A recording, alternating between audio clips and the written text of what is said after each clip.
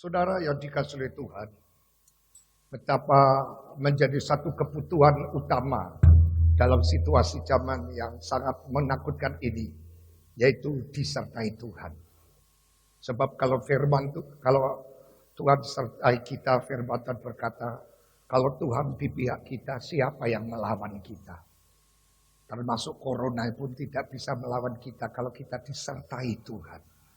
Oleh sebab itu khotbah saya pada saat pagi hari ini dengan tema yaitu penyertaan Allah, saudara. Saudara, setiap orang tentu mendambakan penyertaan dan perlindungan Tuhan dalam segala aktivitas hidup yang dijalani. Kenapa? Karena penyertaan Tuhan itu menjadi sebuah jaminan bagi kita orang percaya, saudara, bahwa kesuksesan dan keselamatan akan kita alami. Walaupun dalam kenyataan masih dijumpai, saudara, banyak orang percaya yang lebih mengandalkan kemampuan diri, kehebatan orang lain, atau kekuasaan, bahkan mengandalkan jabatan, bahkan harta. Saudara, untuk itu mari kita akan sama-sama belajar dari Matius 8, saudara, ayat 23 sampai ayatnya yang ke-27, saudara. Injil Matius, pasalnya yang ketiga, saudara. Pasal 8 maksud saya. Matius 8, kita akan baca ayat 23 sampai 27. Puji Tuhan. Kalau saudara sudah menemukan, saya sebut saudara bangkit berdiri. Kita akan bergantian membaca. Saya akan baca ayat ganjil, saudara ayat genap. Dari Injil Matius pasal 8. Ayat 23 sampai 27. Ayat 23 dikatakan demikian. Lalu Yesus naik ke dalam perahu dan murid-muridnya pun mengikutinya. Sekonyong-konyong mengamuklah angin ribut di danau itu, sehingga perahu itu ditembus gelombang, tetapi Yesus tidur. Maka datanglah murid-muridnya membangunkan dia, katanya, Tuhan, tolonglah, kita binasa. Ia berkata kepada mereka, mengapa kamu takut? Kamu yang kurang percaya. Lalu bangunlah Yesus menghardik angin dan danau itu. Maka danau itu menjadi teduh sekali. Dan heranlah orang-orang itu, katanya, orang apakah dia ini? Sehingga angin dan danau pun taat kepadanya. 2, 3. Setibanya di seberang, yaitu di daerah orang Gadara, datanglah dari pekuburan 2 orang yang kerasukan setan menemui Yesus. Mereka sangat berbahaya sehingga tidak seorang pun yang berani melalui jalan itu. Amin. Silakan duduk, saudara. Puji Tuhan, saudara yang dikasihi oleh Tuhan. Kita melihat di sini bagaimana saudara yang dikasihi oleh Tuhan. Tuhan inginkan supaya kita betul-betul mengalami yang namanya penyertaan Tuhan, saudara. Saudara, bagaimanakah saudara menggambarkan kehidupan yang sedang saudara jalani hari-hari ini? Saudara, setiap orang tentu memiliki pandangan yang berbeda tentang kehidupan. Saya akan sampaikan pagi hari ini beberapa gambaran kehidupan. Yang pertama, saudara, hidup itu adalah pertandingan. Karena pertandingan, maka dari pihak kita harus ada satu tekad, menangkanlah, saudara. Menangkan pertandingan. Karena hanya mereka yang menang, saudara, dalam pertandinganlah yang pantas menerima hadiah. Kalau kita kalah dalam pertandingan, kita tidak menerima hadiah dari dalam kehidupan kita selama di dunia yang penuh dengan pertandingan atau pergumulan. Kemudian yang kedua, hidup itu adalah perjalanan. Kalau itu sebuah perjalanan, selesaikanlah sampai di finish, saudara. Selesaikan perjalanan hidup dari awal sampai akhir. Betapapun saudara sukarnya jalan hidup yang dilalui. Tidak ada penghargaan bagi orang yang menyerah di tengah perjalanan, saudara. Walaupun dia pertama ikut start. Tapi kalau di tengah perjalanan dia berhenti, tidak ada penghargaan, saudara. Maka seperti Rasul Paulus berkata dalam 2 Timotius 4 ayat 7. Aku telah mengakhiri pertandingan dengan baik. Aku telah mencapai garis akhir. Aku tetap memelihara iman. Nah, saudara, yang ketiga, hidup itu adalah penderitaan. Kita tidak bisa memungkiri Dalam hidup itu syarat dengan banyak penderitaan. Sering kita mengalami banyak air mata. Untuk itu atasilah saudara penderitaan tersebut. Cari cara atasi masalah dan kita tidak larut dalam masalah tersebut. Kalau kita sedang menghadapi yang namanya masalah, jangan sampai kita larut dalam masalah tersebut. Tapi kita berusaha mengatasi. Kemudian juga hidup itu adalah anugerah. Karena itu anugerah maka dari pihak kita bersyukurlah saudara. Jika kita menyadari bahwa hidup itu adalah anugerah, maka bersyukurlah atas seluruh kehidupan yang kita alami. Entah itu senang, entah itu susah, sehat atau sakit, untung ataupun rugi dan lain-lain saudara. Puji Tuhan. Saudara, kemenangan dalam menjalani hidup ini bukan ditentukan oleh apa arti hidup ini. Tetapi siapa yang menyertai kita selama saudara dan saya hidup di dalam dunia ini. Tolong bacakan Roma 8 ayat 31 saudara.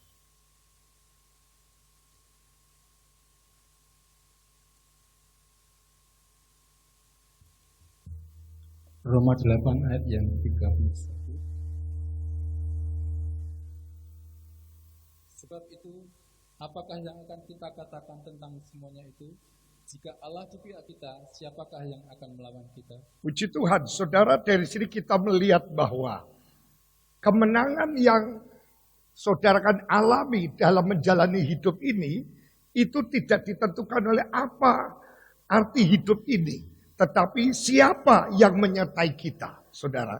Dikatakan sebab itu apakah yang akan kita katakan tentang semuanya itu. Jika Allah di pihak kita, siapakah yang dapat melawan kita? Saudara, kita kembali ke ayat pokok tadi dari Injil Matius 8 ayat 23 sampai 27 saudara. Kita akan belajar memahami arti penyertaan Tuhan saudara. Saudara, kalau kita perhatikan kisah dalam Matius 8 ayat 23 sampai 27, kita dapat menarik beberapa kesimpulan tentang arti daripada saudara disertai Tuhan. Yang pertama, disertai Tuhan itu bukan berarti bebas dari masalah, saudara. Kita melihat di dalam ayat 24, tolong bacakan. Ayat 24. Ayat yang ke-24. Sekonyong-konyong mengamuklah angin ribut di danau itu, sehingga perahu itu ditimbus gelombang, tetapi Yesus tidur. Jadi saudara, Yesus menyertai. Dia ada dalam satu kapal. Tapi itu bukan jaminan bahwa kita tidak akan mengalami masalah. Dan dikatakan masalah itu sekonyong-konyong. Itu tiba-tiba. Kadang-kala kita menghadapi satu persoalan, problem hidup yang tiba-tiba. Orang Jawa katakan ujuk-ujuk. Tidak diduga, tidak ada firasat apa-apa. Tapi muncul, saudara, angin topan gelombang masalah hidup. Saudara, padahal ada Tuhan. Jadi di sini kita melihat, saudara, pemikiran yang salah jika seorang berpikir bahwa bersama dengan Tuhan itu tidak akan terjadi masalah. Jelas sekali dalam kisah yang baru kita baca ini, murid-murid bersama dengan Tuhan. Tetapi mereka alami badai. Tetapi saudara, kita melihat, karena Yesus menyertai dia, badai tetap ada. Tetapi Yesus tidak diam, sekalipun kelihatannya tidur. Lalu apa yang dilakukan Tuhan Yesus saat badai itu datang, saudara? Coba ayat 26. Ayat yang ke-26. Ia berkata kepada mereka, mengapa kamu takut, kamu yang kurang percaya? Lalu bangunlah Yesus menghadap angin dan danau itu, maka danau itu menjadi teduh sekali. Jadi saudara, Tuhan menyertai muridnya, bukan berarti muridnya tidak akan hidup tanpa masalah. Tetapi selama disertai Tuhan, masalah boleh datang. Tetapi badai itu dibuat tenang oleh Tuhan. Saudara, dikatakan kemalangan orang benar itu banyak. Tetapi Tuhan menyelesaikan semuanya. Jadi jangan sampai kita salah pemahaman tentang disertai Tuhan. Oh, kalau dia disertai Tuhan, jalannya mulus, tidak ada masalah, tidak ada problem. Salah, saudara. Buktinya Yesus ada beserta dengan muridnya satu perahu. Tapi badai itu datang sekonyong-konyong. Tapi tidak usah takut. Sekalipun ada badai, Tuhan tidak akan tinggal diam.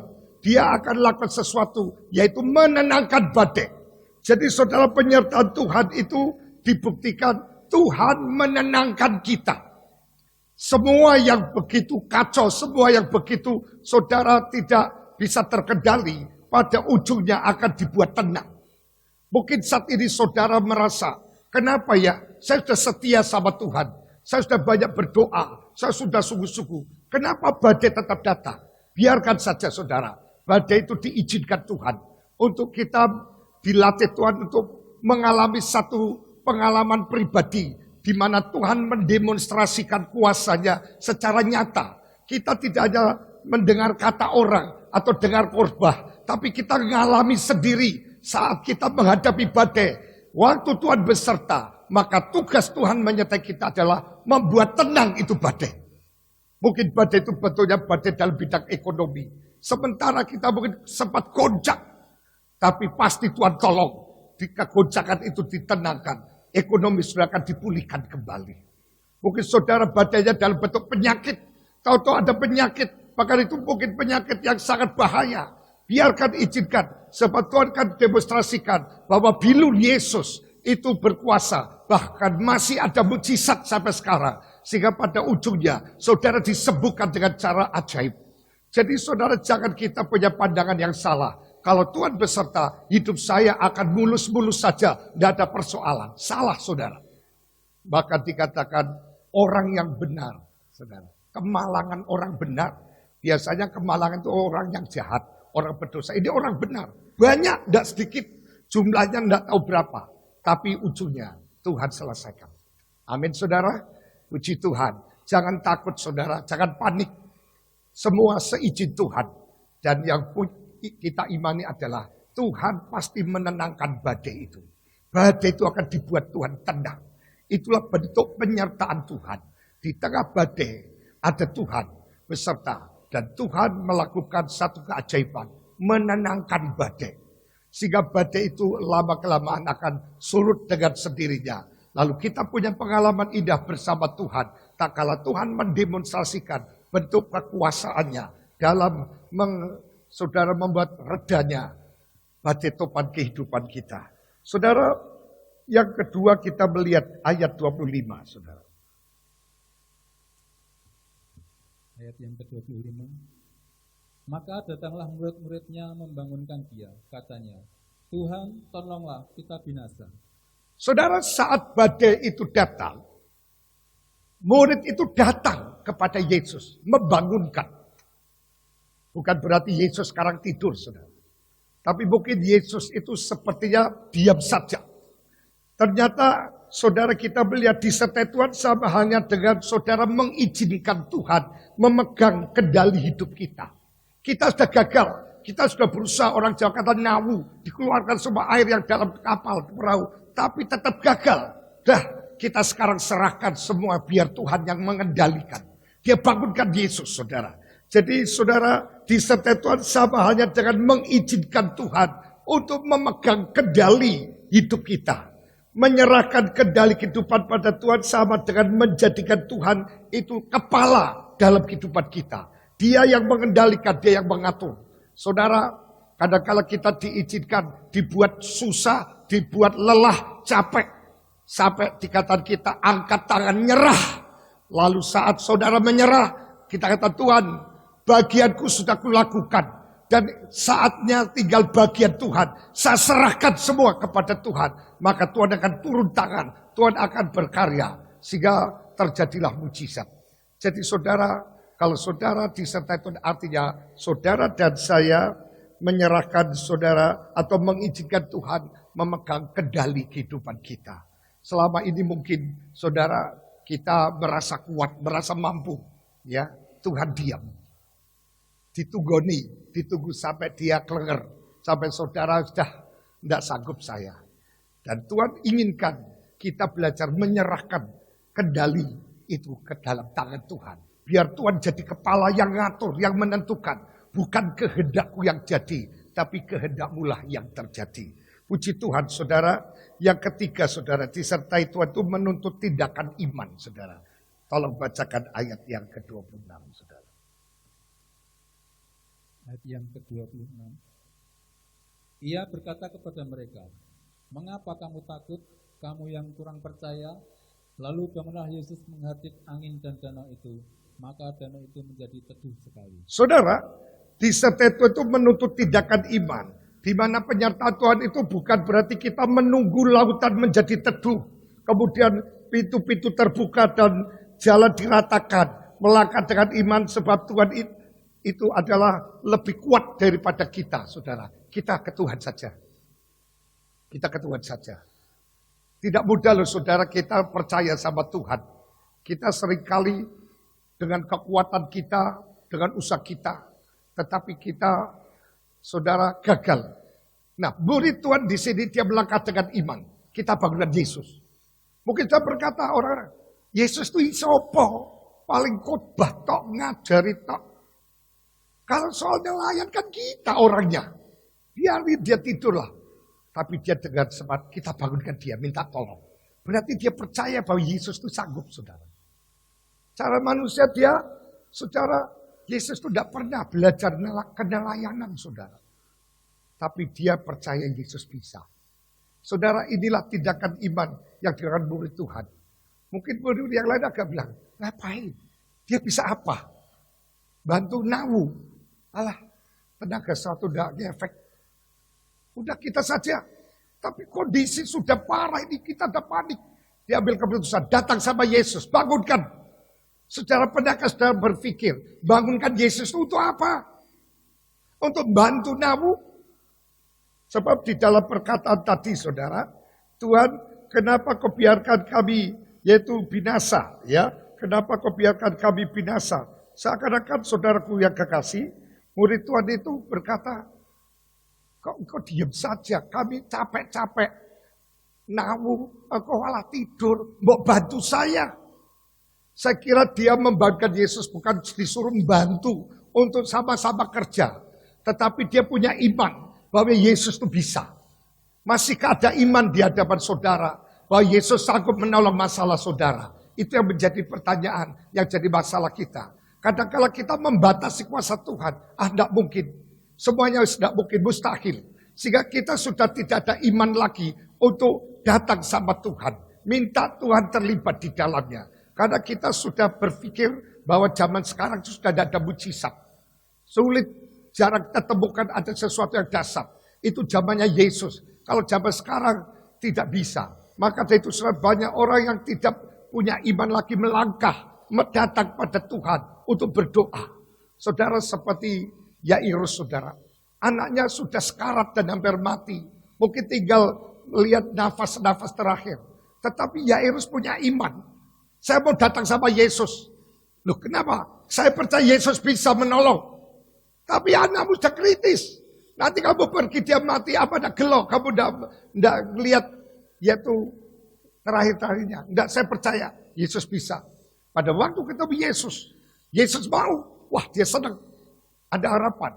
Tapi saudara teruji dengan hadirnya perempuan yang kena lelehan darah selama 12 tahun. Agak terhenti. Sehingga berapa menit saudara hilang. Padahal ini berpacu dengan waktu. Kondisi kesehatannya sudah sangat kritis, sudah hampir meninggal. Dan betul ternyata saudara. Kelihatannya sudah terlambat. Pada waktu dia melangkah ke rumah, di tengah jalan dicegat oleh utusan dari keluarga. Udah, tidak usah merepotkan guru. Karena anakmu sudah mati. Suruh pulang aja guru. Tidak ada artinya dia datang ngapain. Tetapi Yesus tidak menghiraukan perkataannya. Dia berkata, percaya saja, tidak usah takut. Hanya anak yang meninggal hidup, saudara. Saudara, iman seperti Yairus, iman seperti murid ini yang sedang dicari. Percaya melangkah dengan iman, bangunkan Yesus. Kalau sekarang mungkin saya merasa Yesus kok sepertinya diam seperti tidur. Tidak berbuat apa-apa sementara kita kelelahan, kecapean. Kita sudah, saudara, dalam kondisi sangat parah dan kritis. Tapi masihkah ada iman? Bangunkan Yesus. Cara membangunkan tentu dengan iman, dengan doa. Saudara, karena masih ada mujizat. Dan terus akan ada mujizat selama sudah percaya. Saudara yang dikasihi oleh Tuhan, jadi kita melihat di sini, murid Tuhan itu percaya bahwa Yesus itu lebih kuat daripada kita. Tetapi apa saudaraku yang kekasih, dalam kondisi yang sekritis itu, yang menjadi pertanyaan, masih ada imankah bahwa masih ada mujizat? Masih ada pengharapan, masih ada kemungkinan adanya perubahan, adanya pemulihan, adanya kesembuhan, adanya kebangkitan. Mari saudara lewat peristiwa ini kita diajar. Saudara kita akan lihat satu contoh, tolong bacakan dalam 1 Raja-Raja 20 ayat 23. Saudara.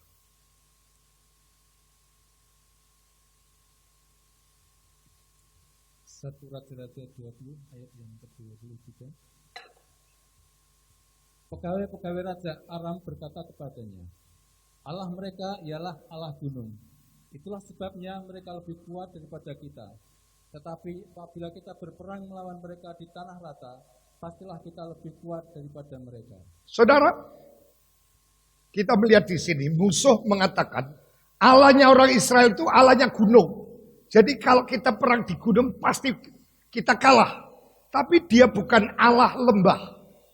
Mari kita akan ajak dia turun dari gunung ke lembah dan kita akan sekat habis. Karena Allahnya mereka itu hanya Allah gunung, bukan Allah lembah. Saudara, Allah gunung, saudara, jadi orang Aram itu berpendapat bahwa Allah orang Israel itu adalah Allah yang dapat menang jika berperang di dataran tinggi. Sedangkan Allah lembah itu bangsa Israel akan kalah jika berperang di dataran rendah. Itulah sebabnya saudara, bangsa Arab melawan orang Israel di dataran rendah agar mereka itu dapat menang. Namun apa yang terjadi? Tolong bacakan ayatnya yang ke-28. 1 Raja-Raja 20 ayat yang ke-28. Maka tampillah abdi Allah dan berkata kepada Raja Israel, beginilah firman Tuhan. Oleh karena orang Aram itu telah berkata, Tuhan ialah Allah gunung dan bukan Allah dataran. Maka aku akan menyerahkan seluruh tentara yang besar itu ke dalam tanganmu, supaya kamu tahu bahwa akulah Tuhan. Saudara, Allah melalui hamba-Nya berkata, kita buktikan supaya mereka tahu bahwa di Israel itu ada Allah. Dan Allahnya Israel itu bukan dibatasi Allah di dataran tinggi atau gunung. Tetapi di dataran rendah pun Allah ada. Dan ternyata terjadi peperangan saudara. Allahnya orang Israel menang saudara. Dari sini kita dapat menarik pelajaran rohani saudara. Kalau Tuhan beserta kita, keberadaan Tuhan yang kita libatkan dalam hidup kita, itu bukan Allah yang terbatas. Dia ada di mana-mana. Yang pertama bahwa Allah itu dapat menolong kita di segala tempat saudara. Tempat manapun Tuhan bisa tolong.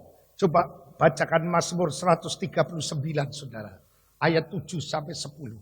Bahwa Allah yang kita sembah itu bisa menolong kita di segala tempat. Mazmur 139 ayat 7 sampai dengan yang ke-10. Kemanakah aku dapat pergi menjauhi rohmu? Kemana aku dapat lari dari hadapanmu? Jika aku mendaki ke langit, engkau di sana. Jika aku menaruh tempat tidurku di dunia yang orang mati, di situ pun engkau. Jika aku terbang dengan sayap fajar dan membuat kediaman di ujung laut, juga di sana tanganmu akan menuntun aku, dan tangan kananmu memegang aku. Puji Tuhan saudara, kemana kita bisa pergi menjauhi rohnya Tuhan? Di mana-mana tempat. Di tempat yang dikata dunia orang mati, pasti tidak ada Allah. Ternyata Allah di sana. Saudara, di segala tempat, saudara tempat manapun Allah ada, Allah beserta. Jadi kalau Tuhan berserta, Tuhan bisa menolong saudara dan saya dari segala tempat. Tuhan tidak akan dibatasi dengan tempat. Kuasa Tuhan bisa menjangkau dimanapun tempat saudara berada. Saudara, walaupun kita di sini, kita bisa berdoa saudara untuk saudara kita yang jauh, tidak ada di sini mungkin ratusan kilo, tetapi kuasa Tuhan tidak dibatasi dengan tempat, saudara. Oleh sebab itu saudara dan saya jangan ragu-ragu mendoakan siapapun yang saudara terbeban, sekalipun tempatnya, lokasinya jauh. Allah ada di sana, tak kala kita berdoa. Dimanapun tempat kau ditempatkan Tuhan, di situ ada Allah. Saudara jangan merasa, aduh, di dalam orang Kristen sekalian tidak ada istilah tempat basah dan tempat kering. Suatu saat saudara, karena antara gembalanya Abraham dan gembalanya Lot bertengkar rebutan rumput, karena mereka semakin diberkati, sehingga ternaknya semakin banyak, lahannya akhirnya saling rebutan. Maka Abraham katakan, kita ini kerabat, tidak baik kalau kita bermusuhan. Demi untuk keutuhan dan kedamaian, lebih baik kita berpisah. Kalau engkau ke kanan, saya ke kiri. Sekarang saya kasih kesempatan, kamu mau milih mana? Lut melayangkan pandangannya mengarah kepada tempat namanya Sodom dan Gomora. Gambarannya seperti tamannya Tuhan. Dia tidak peduli tempat itu tempat sumber dosa, homoseks dan lesbi. Yang penting saya kaya, saya yaitu diberkati. Dan akhirnya berpisahlah. Dan Abraham kedapatan jatah tanah kering, saudara. Tanah yang gersak. Mungkin Lut katakan, rasa kamu. Pamanku, pasti saya akan lebih kaya. Sekalipun aku awalnya hanya nunut kamu. Tapi kau akan lihat nanti saya lebih kaya. Kamu akan dapat apa lokasi kering itu. Makanya tidak saya pilih. Tapi apa yang terjadi saudara? Dia berdoa sama Tuhan katakan. Tempat yang kau pijak. Itu akan jadi milikmu. Sejauh mata memandang. Itu akan jadi milikmu. Dan saudara tahu. Di tempat yang gersang, yang kering secara manusia. Tapi karena ada Allah, maka Abraham diberkati Tuhan luar biasa. Oleh sebab itu saudara, kita betul-betul harus saudara berusaha bagaimana Tuhan mau menyertai kita. Sebab kalau tanpa Tuhan, maka kita tidak bisa berbuat apa-apa. Yohanes 15 ayat 5 katakan, tanpa aku kamu tidak bisa berbuat apa-apa. Saudara Zakaria berkata bukan oleh kuat dan gagah manusia. Tapi hanya oleh roh Tuhan semuanya bisa terjadi. Jadi tanpa Tuhan itu kita tidak bisa apa-apa. Karena kita ini penuh keterbatasan kekurangan. Tapi kalau Tuhan beserta, maka Allah kita itu sanggup menolong dari segala tempat. Karena Allah kita, saudara, ada di segala tempat. Dimanapun kita berada, Dia ada. Yang kedua saudara, Allah dapat menolong kita di segala waktu. Karena Allah kita ini adalah Allah yang tidak berubah. Dalam Ibrani 13 ayat 8 katakan, Yesus itu tetap sama, tidak berubah. Dahulu, hari ini, kemarin, sampai selama-lamanya. Tidak berubah. Berarti saudara, waktu kapanpun, bukan hanya untuk 2000 tahun yang lalu, Yesus berkuasa. Tapi sampai hari ini dan seterusnya, Dia tetap berkuasa. Dia bisa menolong. Saudara kita jangan kagum hanya pada waktu Yesus di dunia. Kita harus tetap mengagumi bahwa kuasa Tuhan itu tetap sama. Tidak pernah berubah. Tetap berlaku kapan saja di mana saja. Puji Tuhan, tolong baca 1 Samuel pasal 17 ayat 34 sampai 37 saudara.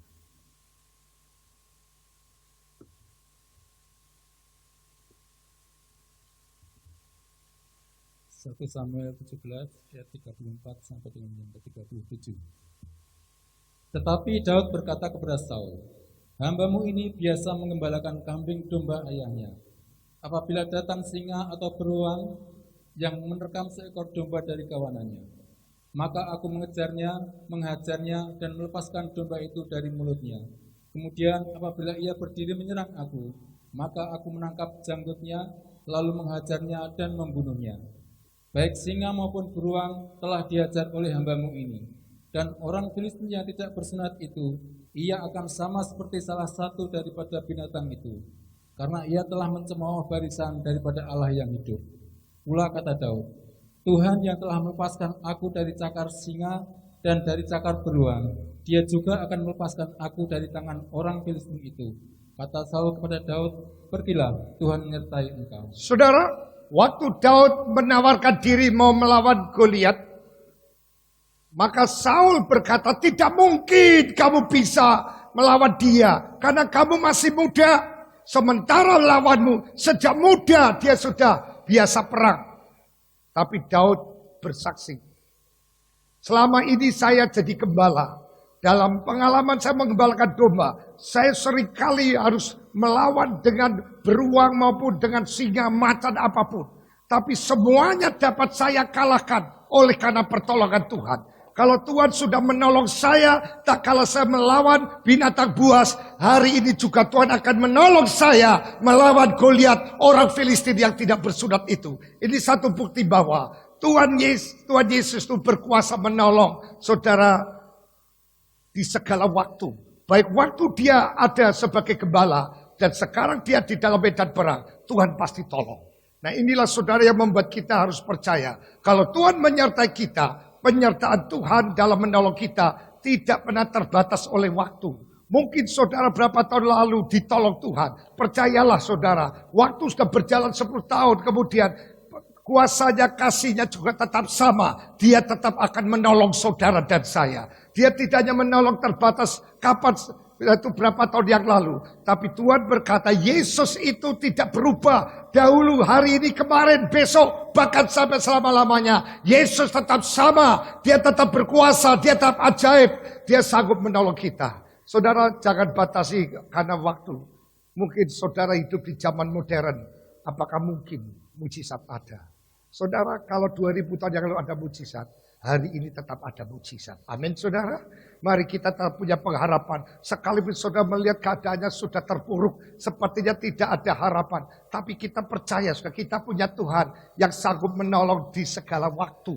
Tadi di segala tempat, saudara. Dimanapun saja berada. Ya, mungkin pada waktu saudara berada di kota mana ditolong Tuhan. Sekarang saudara di Semarang, Tuhan akan tolong saudara waktu di Semarang. Kalau besok dipindahkan di luar negeri pun Tuhan akan tolong saudara. Karena pertolongan Tuhan itu tidak dibatasi oleh tempat. Yang kedua, pertolongan Tuhan tidak dibatasi oleh waktu.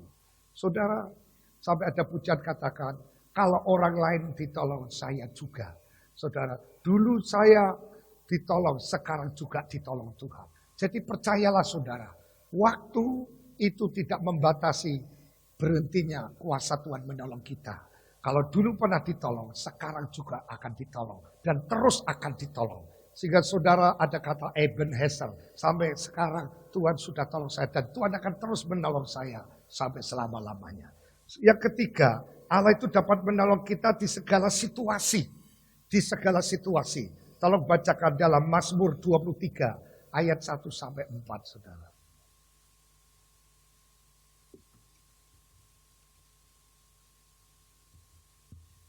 Mazmur 23 ayat 1 sampai yang ke-4. Tuhan adalah gembalaku, takkan kekurangan aku. Ia membaringkan aku di padang yang berumput hijau. Ia memimpin aku ke air yang tenang. Ia menyegarkan jiwaku, ia menuntun aku di jalan yang benar oleh karena namanya. Sekalipun aku berjalan dalam lembah kekelaman, aku tidak takut bahaya, sebab Engkau bersertaku. Gadamu dan tongkatmu, itulah yang menghibur aku. Puji Tuhan saudara, satu sisi ayat 1 sampai 3 itu enak, tidak kekurangan. Saudara dibarikan di rumput yang hijau, dituntun, enak. Tetapi ayat 4, sekalipun aku dalam lembah kekelaman, lembah kematian, aku tidak takut. Sebab Tuhan beserta kita. Selama Tuhan beserta, lembah kematian itu tidak menjadi ketakutan buat kita. Tapi kalau tanpa Tuhan, layak saudara takut dengan lembah kematian. Saudara, karena gada dan tongkat Tuhan akan menyertai dan menghibur kita. Di sini kita melihat saudara, situasi keadaan aman, tentram, semuanya tidak ada gejolak. Tuhan beserta. Tuhan sanggup menolong. Tetapi dalam situasi yang berubah seperti sekarang ini, Tuhan pun akan menolong kita, saudara. Situasi tidak membuat Tuhan berubah dari bisa menolong jadi tidak menolong. Tapi situasi apapun, Tuhan Yesus tetap sama. Dia akan menyertai kita dan menolong kita. Dan saya percaya, saudara, memang orang berkata virus corona membuat semuanya hancur. Tapi tidak juga, saudara. Ada yang hancur, ada yang tidak. Ada malah yang lebih diberkati, ada yang lebih sukses. Di situ satu bukti bahwa Tuhan kita itu sanggup menolong dalam segala situasi. Mungkin situasi yang sedang kau hadapi bukan situasi yang saudara harapkan. Tapi percayalah saudara, jangan khawatir. Tuhan akan menolong kita. Kalau Tuhan beserta kita, maka saudara, Tuhan akan menolong kita di segala tempat. Tuhan akan menolong kita di segala waktu. Tuhan akan menolong kita di segala situasi, saudara. Puji Tuhan. Nah, saudara tolong bacakan 1 Samuel 14 ayat 6.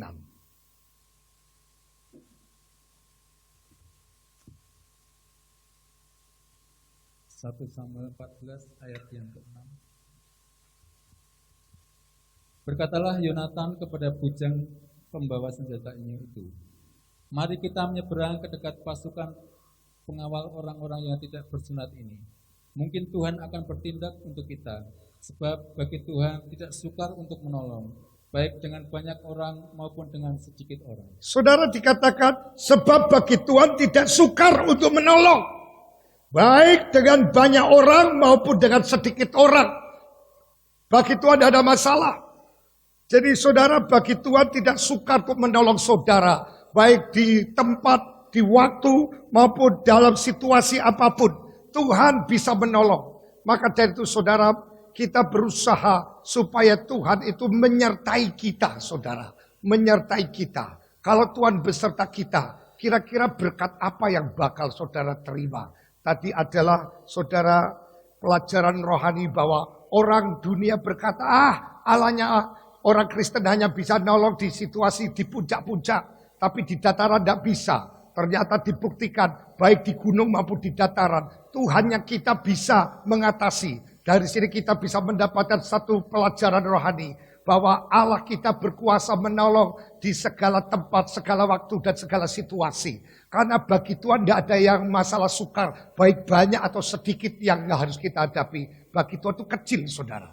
Nah kalau Tuhan beserta kita, berkat yang kita terima apa? Coba tolong bacakan. Kejadian 39 ayat 2.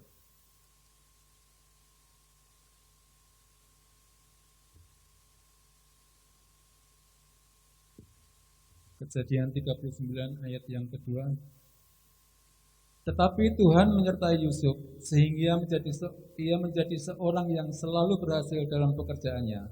Maka tinggallah ia di rumah tuannya orang Mesir itu. Di Tuhan ya, di LCD salah itu pasal 39 ya, bukan 29. Saudara, ayat yang kedua dikatakan saudara bahwa tetapi Tuhan menyertai Yusuf sehingga ia menjadi seorang yang selalu berhasil dalam pekerjaannya. Jadi orang yang disertai Tuhan selalu berhasil dalam pekerjaannya. Dan kita punya DNA itu keberhasilan. Tidak pernah Tuhan merancangkan saudara mengalami kegagalan. Rancangan Tuhan adalah rancangan damai sejahtera, bukan kecelakaan. Memiliki masa depan yang penuh pengharapan. Jadi saudara, mari kuncinya adalah supaya Tuhan mau menyertai kita. Itu kuncinya. Kalau Tuhan menyertai kita, seluruh perjalanan kita selalu dibuat Tuhan berhasil. Dan untuk berhasil bukan berarti tanpa masalah, saudara. Ada masalah, saudara. Buktinya Yusuf harus mengalami godaan. Akhirnya untuk mempertahankan kekudusan. Dia saudaraku yang kekasih. Harus masuk penjara. Tapi akhirnya dia jadi menteri. Saudara, orang yang disertai Tuhan bukan berarti jalannya mulus. Saudara, kita lihat Yusuf itu mulai pertama dimasukkan ke sumur yang kosong. Ini disertai Tuhan loh saudara. Kok kayak gini? Ini proses.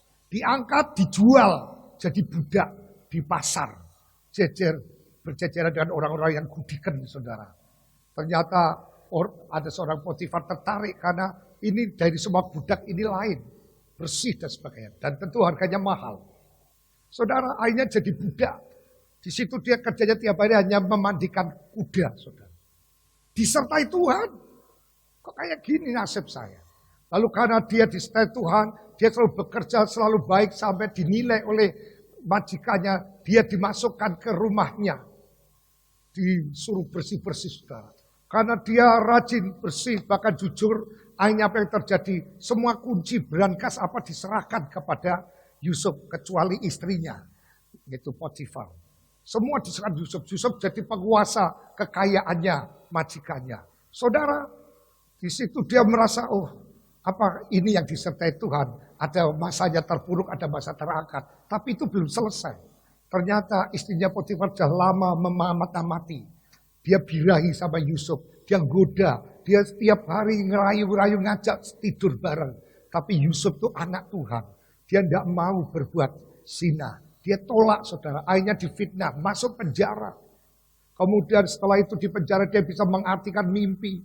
Lalu setelah dia keluar, dia pesan tolong ya.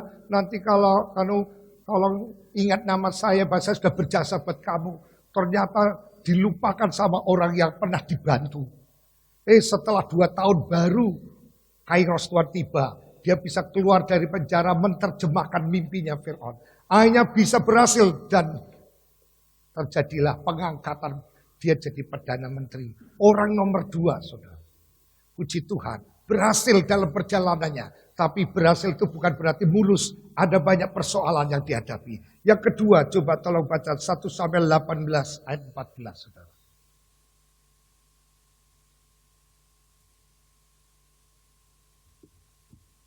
1 Samuel 18 ayat yang ke-14. Daud berhasil di segala perjalanannya, sebab Tuhan menyertai dia. Daud berhasil di dalam segala perjalanannya. Kuncinya apa, saudara? Karena Tuhan menyertai Daud. Berhasil, saudara. Saya percaya saudara akan berhasil semua kalau saudara disertai Tuhan. Lalu bentuk penyertaan Tuhan itu apa toh? Coba tolong bacakan Pak. Di dalam Yohanes 14 ayat 16. Coba.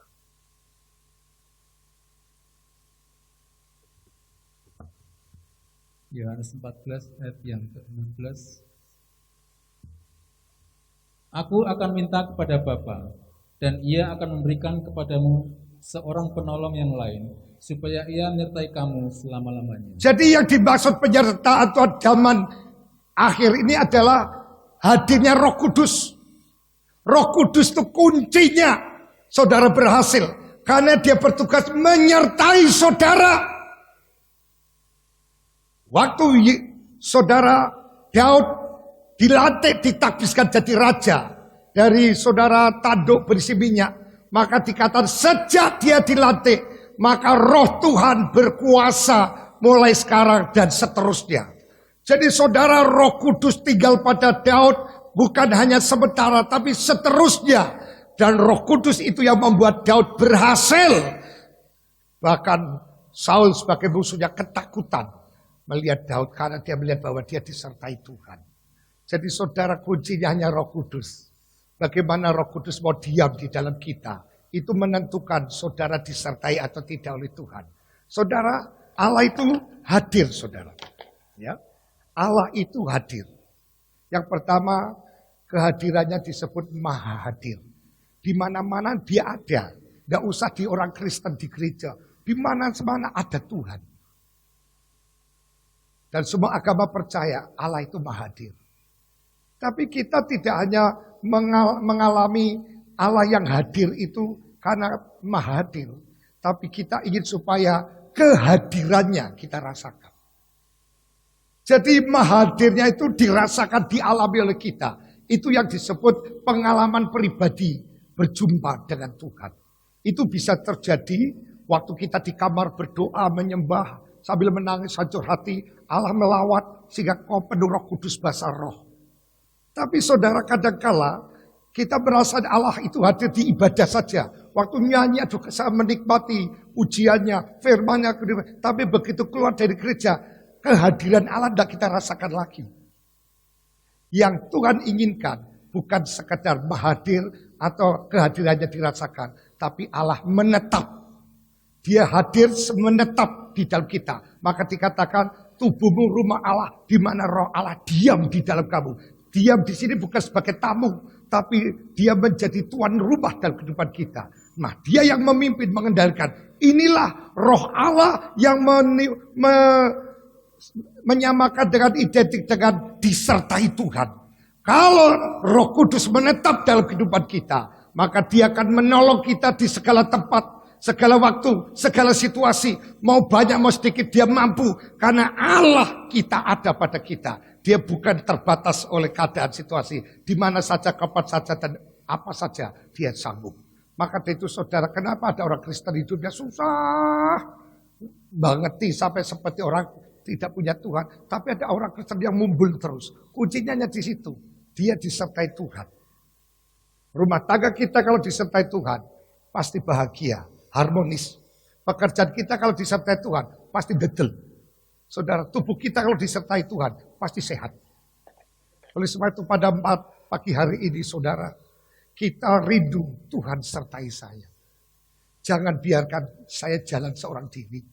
Nah, Tuhan mau menyertai kalau kita betul-betul, saudaraku yang kekasih, dengan Tuhan. Coba kita lihat dalam Ulangan 31 ayat 18.